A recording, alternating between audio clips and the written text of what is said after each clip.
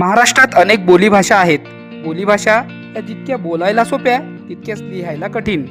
इयत्ता 10वीच्या मराठी पाठ्यपुस्तकात स्थूल वाचनाअंतर्गत दिलेली विरा राठोड यांची मनक्या पेरेन लागा ही बंजारा बोलीभाषेतील कविता अभ्यासाला दिलेली आहे. याच कवितेचे मराठीमध्ये रूपांतर किंवा अनुवाद हा विनायक पवार यांनी केलेला आहे. सदर कवितेचा अभ्यास केल्यानंतर 10वीच्या माझ्या विद्यार्थ्यांना आपल्या कोकणा बोलीभाषेत प्रस्तुत कवितेचे रूपांतर करायला लावले.